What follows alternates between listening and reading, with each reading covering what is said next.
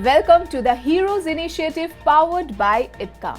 These heroes are instrumental in improving quality of life of the patients. Today we have one such hero who has improved life of tens and thousands of such patients. Doctor, we welcome you to the Heroes Initiative by IPCA.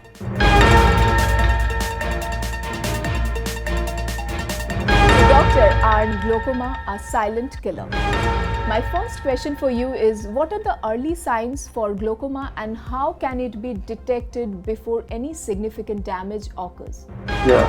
Whoever has family history of glaucoma has a lot of risk to develop glaucoma. So everybody should get assess their eyes at least 6 monthly. Generally, what glaucoma presents initially is with either diminution of vision or diminution of field of vision, or sometimes glares or halos, or sometimes patients might have little eye pain or might have headache when there is intermittent rise of pressure. Generally, what we say, simple glaucomas do not present with lot of symptoms. So gradually the vision loss is there. Acute glaucoma is another entity where the patient will have excruciating eye pain, redness, watering, loss of vision. That occurs when there is an acute attack of glaucoma. It generally happens in patients which have already a angle closure history or angle closure glaucoma onset. Whenever patients go in a dim light or in darker conditions, that time what happens is our pupil dilates and it stuck to our lens, and that time the attack happens. But it is rare. Generally, patients do have these simpler symptoms or signs when we examine them. What are the risk factors for glaucoma and can it be prevented or slowed down with the lifestyle changes or medication? Generally, patients with positive numbers plus 1, 2, 3, those have smaller eyes. Those have little bit increased incidence of glaucoma.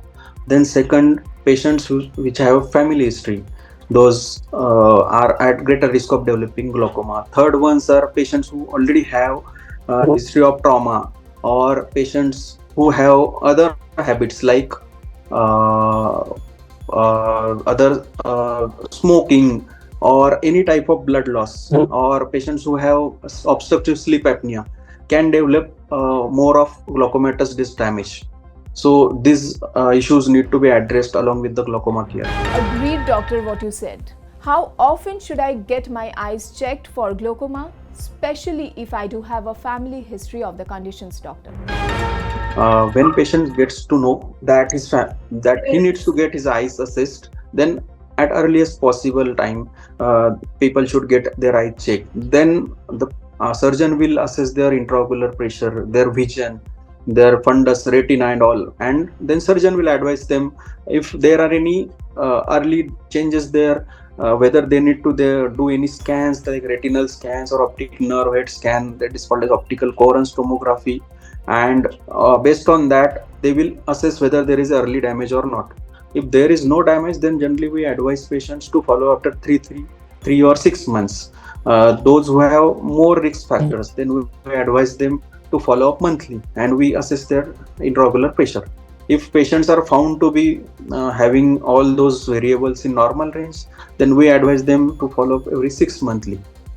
So it depends patients to patient. So, doctor, your expertise and insights on glaucoma, a silent killer, are invaluable to this initiative, and we believe your participation will greatly benefit the patients.